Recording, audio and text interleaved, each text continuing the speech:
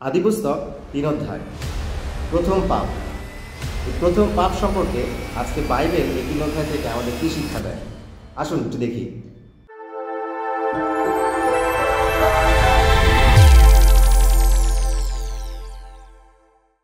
৩ অধ্যায়ের শুরুতেই সাপের যে কর্ম, যে পাপে পতিত করা নারীকে, সেই বিষয় কিন্তু এখানে বর্ণনা দেওয়া হয়েছে। এবং আমরা এই গল্পটা সবাই জানি যে সাপ নারীকে এসে ভুলায় এবং সে এসে নারীকে জিজ্ঞেস করে যে তোমাদের কি এই গাছের ফল খেতে মানা করা হয়েছে কিনা। এবং সে বলে যে হ্যাঁ, এই উদ্যানের মাঝখানে যে গাছটি রয়েছে সেই গাছের ফল ঈশ্বর খেতে মানা করেছে এবং যদি আমরা সেই ফল খাই তাহলে আমরা মারা যাব। এবং তখন সাপ তাকে বলে কোনো ক্রমেই তোমরা মারা যাবে না, কারণ তিনি জানেন যে যখন তোমরা এই গাছের ফল খাবে তখন তোমরা তার সদৃশ্য হয়ে যাবে এবং তোমরা ভালো ও মন্দের বিষয় জানতে পারবে। এবং তারপরে কিন্তু নারী সেই ফলের দিকে তাকায় এবং দেখে যে হ্যাঁ, ফলটা খুব সুন্দর, এবং তারপরে কিন্তু নারী সেই ফল খায় এবং খাওয়ার পরে কিন্তু সে তার স্বামীকেও সেটা দেয়, মানে আদমকে সেটা দেয়। এবং তারপরে যখন আদমও সেটা খায় তখন কিন্তু তারা দুইজনই জ্ঞানপ্রাপ্ত হয়। এবং যখন তারা জ্ঞানপ্রাপ্ত হয় তখন কিন্তু তারা বুঝতে পারে যে তারা উলঙ্গ আছে এবং তারা ডুমুর গাছের পাতা দিয়ে নিজেদেরকে আবরণ করে। এইখানে কিন্তু একটা মজার বিষয় আছে। এই যে স্টোরিটা, এটা কিন্তু আমাদের খুব জানা, কিন্তু এখানে সবচেয়ে মজার বিষয় হলো এটা হলো প্রথম পাপ।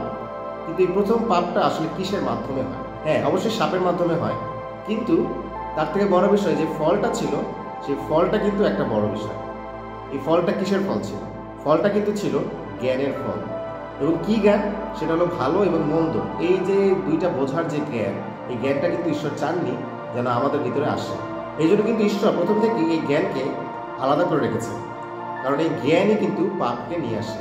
আমরা যখন এই জগতে চলি আমাদের কিন্তু অনেক কিছুর সাথে পরিচয় হয় এবং আস্তে আস্তে কিন্তু আমরা অনেক কিছু জানতে পারি এই জগতের অনেক বিষয়, ভালো বিষয় এবং মন্দ বিষয়।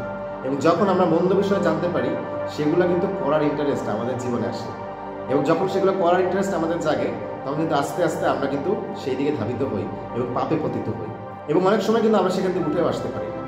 এই জন্য এই যে জানা বা নলেজ, এটা কিন্তু অনেক সময় পাপের জন্ম দেয়। কিন্তু যদিও এখানে জ্ঞানকে আসলে পাপ হিসাবে দেখানো হয়নি, এখানে পাপ হিসাবে দেখানো হয়েছে অবাধ্যতাকে। এখানে হবা এবং আদম তারা ঈশ্বরের অবাধ্য হয়েছিল এবং তারা যেহেতু ঈশ্বরের কথা শোনেনি এই জন্য কিন্তু তারা পাপ করেছিল। কিন্তু জ্ঞান কিন্তু কোনো পাপের বিষয় না, কারণ বাক্যই কিন্তু বলেছে যেন আমরা জ্ঞানী হই এবং আমরা জ্ঞানকে অর্জন করি। কিন্তু মানুষ হিসাবে কিন্তু আমাদের এই জ্ঞানকে ধারণ করা বা এই জ্ঞানকে কন্ট্রোল করার ক্ষমতা কিন্তু অনেক সময় আমাদের থাকে না, কারণ আমরা জাগতিক মানুষ। এবং যখন আমরা জাগতিক জ্ঞানগুলো অনেক বেশি পাই তখন কিন্তু আমরা সেটার ভিতরে মত্ত হয়ে যাই এবং আমরা কিন্তু পাপে পতিত হই। এই জন্য বাইবেলে কিন্তু বলা হয়েছে যে বিশ্বাস হেতু আমাদের মুক্তি, কর্মহেতু নয় বা আমাদের কোনো জ্ঞানের দ্বারা নয়, কিন্তু বিশ্বাস হেতু। আমরা কতটা জ্ঞানী বা কতটা কি করলাম বা আমাদের জীবনে কত কি আছে, এগুলো দ্বারা কিন্তু আমাদেরকে মুক্তি দেওয়া হয়নি, কিন্তু কতটুকু আমরা বিশ্বাস করছি সেটার উপরে আমাদেরকে মুক্তি দেওয়া হয়েছে। এরপর ঈশ্বর যখন আদম হওয়ার কাছে আসলেন তিনি তাদেরকে খুঁজলেন, কিন্তু তিনি তাদেরকে কিন্তু পেলেন না। তারা লুকিয়েছিল, কারণ তারা লজ্জিত ছিল যে তারা উলঙ্গ। তাদের সেই জ্ঞান তাদেরকে লজ্জা দিয়েছিল এবং তাদের ভিতরে গর্ব চলে এসেছিল এবং লজ্জা চলে এসেছিল, অনেক ধরনের বিষয় তাদেরকে ভিতরে চলে এসেছিল। এই জন্য কিন্তু আমরা যখন এই যে জ্ঞানের মধ্যে থাকি আমাদের ভিতরেও কিন্তু এই ধরনের অনেক বিষয় কিন্তু চলে আসে, জাগতিক বিষয়। এবং তারা কিন্তু এই জ্ঞান অর্জন করার পরে একটা মজার কাজ করেছিল। এই কাজটা কি?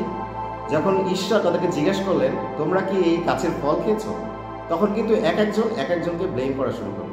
মানে আদম বলল যে তার স্ত্রী হবা তাকে ভুলিয়েছে এই ফল খাওয়ার জন্য, এবং হবা বলল যে সাপ তাকে ভুলিয়েছে এই গাছের ফল খাওয়ার জন্য।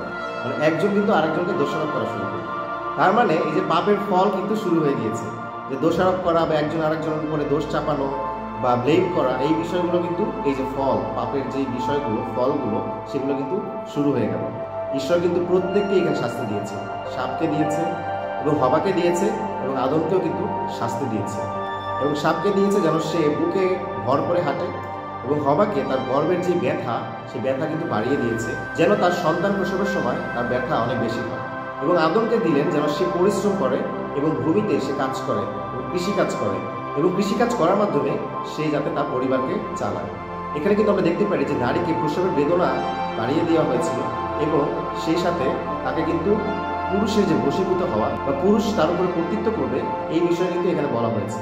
অন্যদিকে পুরুষ কিন্তু তৈরি হয়েছিল মাটি থেকে, আমরা গত চ্যাপ্টারে সেটা দেখেছি, এবং সে যেহেতু মাটি থেকে তৈরি হয়েছে এই জন্য কিন্তু তার এই ভুলের মাধ্যমে মাটি কিন্তু অভিশপ্ত হলো এবং যেহেতু তার মাধ্যমে মাটি অভিশপ্ত হয়েছে, সেই জন্য কিন্তু তাকে সেই মাটিতেই কাজ করতে দেওয়া হয়েছে, কৃষিকাজ। এবং বলা হয়েছে যে সে ভূমির ওষুধই সে ভোজন করবে। তার মানে আমরা যখন অসুস্থ হই, সেই অসুস্থতার সময় যে ওষুধ আমাদের প্রয়োজন হয়, সেই ওষুধও কিন্তু আমরা গ্রহণ করতে পারি, সেটা কিন্তু বাইবেলে এখানে বলা হয়েছে। এবং এরপরে আদম তার স্ত্রীর নাম দেয় হবা বা জীবিত। এবং তারপরে ঈশ্বর চামড়া দিয়ে পোশাক তৈরি করে আদম এবং হবাকে তিনি আবৃত করলেন। তিনি চান না যে পাতা দিয়ে তারা নিজেদেরকে আবৃত রাখুন, কিন্তু চামড়ার বস্ত্র দিয়ে তিনি তাদেরকে আবৃত করলেন। যেভাবে আমাদের দেহ কিন্তু চর্ম দিয়ে ঢাকা, সেভাবে কিন্তু ঈশ্বর চাইলেন যে আমাদের দেহ এই চর্মের পোশাক দিয়েই আবৃত থাকে।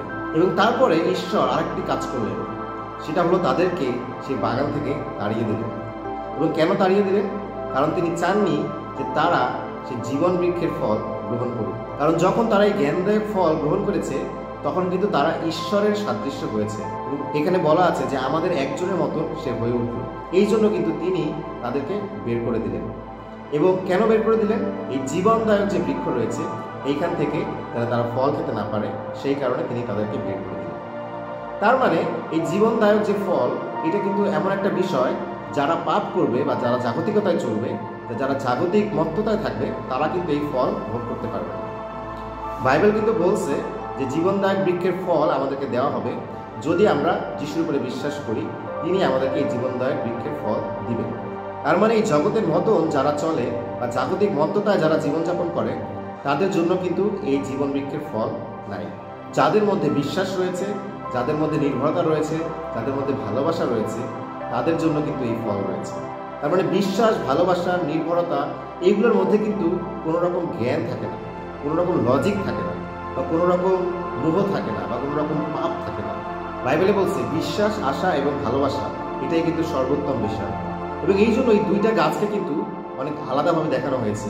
একটা গাছ কিন্তু আমাদেরকে জাগতিকতা শেখায়, এবং জাগতিক মত্ততা যেটা আদম হাওয়া করেছিল, আদম হাওয়া কিন্তু সেই গাছটাকে বেছে নিয়েছিল এবং সেই গাছের ফল খেয়েছিল, এবং তারা কিন্তু এই জগতের বিষয়ে তারা জ্ঞান লাভ করেছিল। এবং আমরা যদি জগতের জ্ঞানের দিকে বা জাগতিকতার বিষয়ে যদি খুব বেশি মত্ত হয়ে যাই এবং খুব বেশি চিন্তা করি, তাহলে কিন্তু আমরা জীবন বৃক্ষের দিকে আগাতে পারবো। কারণ জীবন বৃক্ষ যদি আমাদের পেতে হয়, তাহলে কিন্তু কোনো লজিক বা কোনো থিওরিটিক্যাল বিষয় বা কোনো থিওলজিক্যাল বিষয় দিয়ে কিন্তু আমরা সেদিকে আগাতে পারবো না। আমাদের দরকার বিশ্বাস, অন্ধবিশ্বাস ঈশ্বরের উপরে, এবং আমাদের দরকার কিন্তু আশা, নির্ভরতা এবং ভালোবাসা। এবং ভালোবাসা কিন্তু সর্বোত্তম বিষয়। এবং শেষে ঈশ্বর তাদেরকে তাড়িয়ে দেওয়ার পরে সে বাগানের সামনে একটি ঘূর্ণায়মান তরবারি সেখানে রাখলেন, যেন তারা এই বাগানে আর ঢুকতে না পারে। অনেকে কিন্তু ধারণা করে যে হয়তো এই ঘূর্ণায়মান তরবারি যেটা এদেন উদ্যানের সামনে ছিল, সেটা হয়তো পৃথিবীতে এখনো আছে, বা এদেন উদ্যানটা হয়তো পৃথিবীতে এখনো কোথাও আছে। অনেকে এইভাবে ধারণা করে যে হয়তো যখন নোয়ের প্লাবনের সময় সব কিছু জলের নিচে চলে গিয়েছিল, হয়তো সমুদ্রের নিচে কোনো জায়গায় এই যে ঘূর্ণায়মান তরবারি এটা আছে, এবং হয়তো সেখানেই এদেন উদ্যান ছিল। আবার অনেকে ধারণা করে যে হয়তো এইটা আর পৃথিবীতে নাই, কিন্তু এটা এখন স্বর্গে আছে, এবং এই উদ্যানটা এবং এই যে ঘূর্ণায়মান তরবারি এটা স্বর্গে আছে। যখন আমরা স্বর্গে যাব, তখন তিনি আমাদের সেখানে ঢুকতে দেবেন। আবার অনেকে এরকম ধারণা করে যে এই যে এদেন উদ্যান বা এই যে ঘূর্ণায়মান তরবারি, এটা ঈশ্বর সম্পূর্ণরূপে ধ্বংস করে দিয়েছে এবং এটার এখন আর কোনো অস্তিত্ব নেই। এবং যখন দ্বিতীয় আগমন হবে যিশুর, তারপরে যখন নতুন পৃথিবী সৃষ্টি হবে, তখন তিনি এই উদ্যান, এই এদেন উদ্যানকে আবার নতুনভাবে সৃষ্টি করবেন এবং আমাদেরকে সে জীবন বৃক্ষের ফল দেবেন। কিন্তু আসলে কে কি ধারণা করছে